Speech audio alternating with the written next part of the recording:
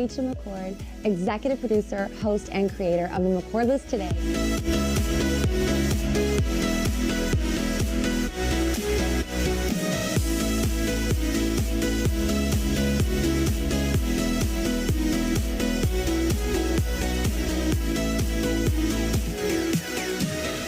Welcome back to the McCord List Today. I'm Rachel McCord, your talk show bestie, and I'm really excited, y'all, because we are wrapping up today's episode with an amazing conversation with Terry Healey. He is a keynote speaker. He is an author of the incredible The Resilience Mindset. I cannot wait for you to hear the story. Hi, Terry. Welcome to the show. Rachel, good to see you. Thank you so much for having me. Thank you for being here. What a beautiful story you have. I feel like it is so wild when we look at those tests in life that become our testimony. I personally went through open heart surgery last year. Not the same girl. And you went through something pretty traumatic, and now you're sharing such an amazing message with the world. So take me back a little bit and tell me about your story. Yeah, so when I was a senior in college at UC Berkeley, there was a bump that formed behind my right nostril. And at first they didn't really know what it was. They thought it was a pimple. Long story short, I ended up getting diagnosed with this really rare form of cancer called a fibrosarcoma. And initially everything was okay. You know, it was like, we caught it early, we're gonna do surgery, we're gonna remove it, we're gonna clear the margins, you're gonna be okay. Went back to my life. 6 months later is when I started feeling strange sensations, itchy feelings in my skin, like ants crawling. So I went back to the doctor, and that's really where the story began, if you will, in terms of the traumatic aspect of it. Wow. So I can take you through that now, or I'd love to hear. Okay, so what happened was I went back with these weird sensations, and the doctor was pretty quick to act.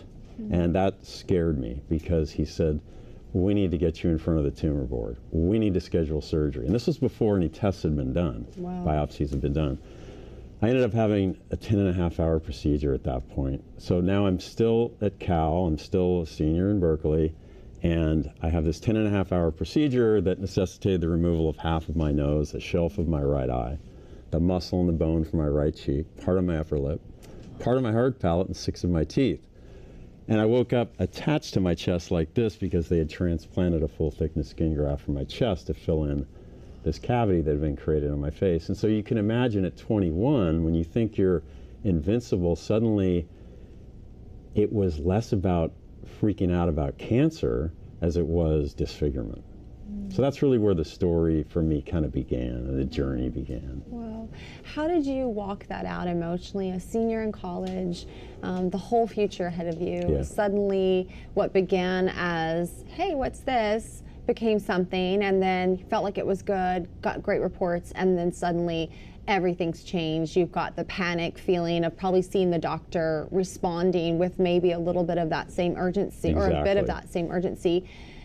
What was that like, shifting the mindset for you and just your day-to-day life? Yeah, it was scary. I was blessed, though, that my doctor was one of these guys that we connected really well. And I think he knew he could figure me out, and I could kind of figure him out. And he knew that what was really scaring me was what happened to the symmetry of my face. And so he was really quick to come in and say, hey, we're going to get your cancer taken care of. We got some more stuff to do, but I want you to know that we're going to get you streetable. We're going to make you streetable again. We're going to get you back to Terry.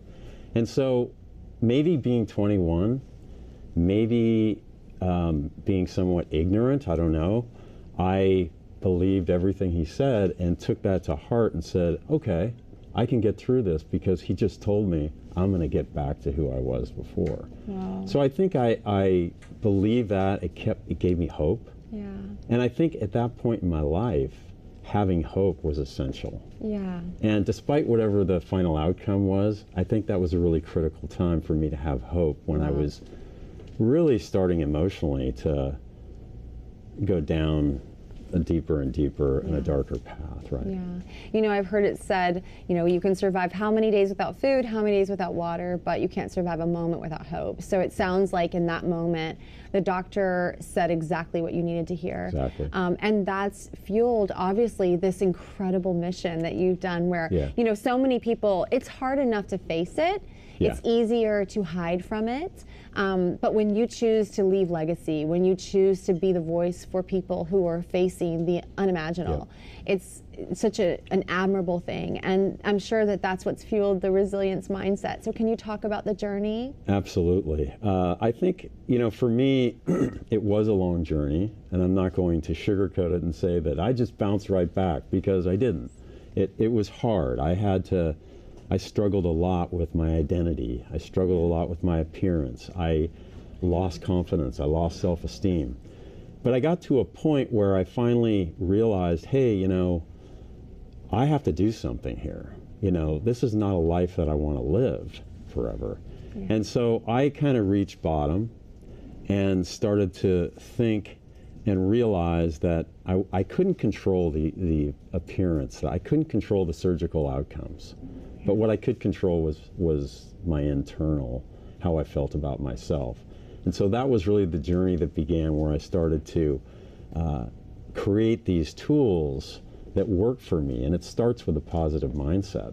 And I was just blessed that I had a positive mindset, and I chose to be positive, because that, I think, is the center point for everybody. And if you can have gratitude, be grateful for what you do have, and try to focus on positivity, then everything else becomes easier. And my survival kit and everything else started to follow. So it became a mission over time when I finally was able to tell my story in my last book, At Face Value, where it forced me to get in front of people.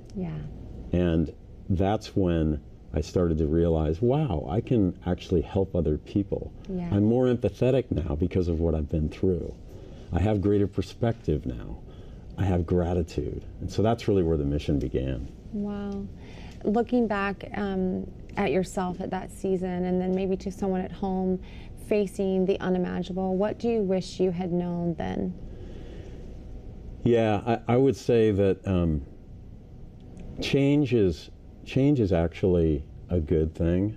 People are afraid of change. When I look back on my life, I've found that every time I've been forced to make changes, life has turned out better.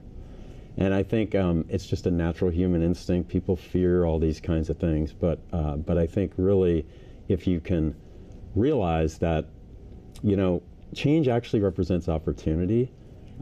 It may seem hard at first, but if you believe in that, and you can start to dig deep to find your inner strength, and that's really what this book is all about, then I think you got a good head start to moving your life forward. Wow. Terry, I'm really moved talking to you, to be honest. I think that what you have to share with the world is so important. And I think about, like, before my surgery, I was like begging God, like, to heal me supernaturally, honestly. And we want that, you know. But I think that when He does what only He can do in those seasons of this life, and you're left with what it is, and it feels like, oh my goodness, am I just overlooked? Like, how did I slip through the cracks? And then you realize that post X becomes exactly what you were created for, and that opportunity to leave a legacy that actually matters, because we are spiritual beings having a physical life, but so much of us gets caught in the physical. We look at our circumstances, our finances, our relationships, our businesses, and think, oh my goodness, this is where I am, this is all there is. And then I think there's almost just this invitation. And I see it with what you've written in your first book, and now with the resilience mindset. Like, there is an invitation to be resilient, and then to know that whatever platform you have, whether it's 4 people or 400 million, you can make an impact, and you can show people that change is good. You can show people to have a positive mindset. You can show people that hope in a crucial moment is the most important thing. Absolutely. Wow. Absolutely. Terry, I adore you. Thank you so much for being here. You've just written this book. What would you like to see over the next few years as a result of what you've shared here with us? Well, I think what this book is really about is it's taking where I left off and building a platform and a framework for other people to actually apply it into their own lives and their own circumstances and their own adversities. So this isn't just about cancer, right? It's about any kind of adversity. And so what I tried to do was, and I'm thankful to the people that when I spoke, I mean, they're the ones that came to me and said, hey, you need to tell this story in a broader way. So it's really about really providing people with a framework and helping them believe that they can build resilience, they can come back, but with practical steps and phases so that it simplifies and optimizes your journey, and you kind of know where you are in the path and what work you have to do. So wow, you're amazing. I hear that business strategist in you when you're talking about the framework. Thank you so much for being here on the show today, Terry. It's such an honor. Rachel. You guys, do yourself a favor, get this book, and remember that no matter what you're facing, you have a huge purpose in this life, and huge things will come. So don't give up hope. Find it wherever you can. Find it in the hummingbirds, the butterflies, the moments books, and wherever you can. But just know that you are loved beyond words. I'm Rachel McCord on the McCord List Today. Thank you for joining us. We'll see you next time.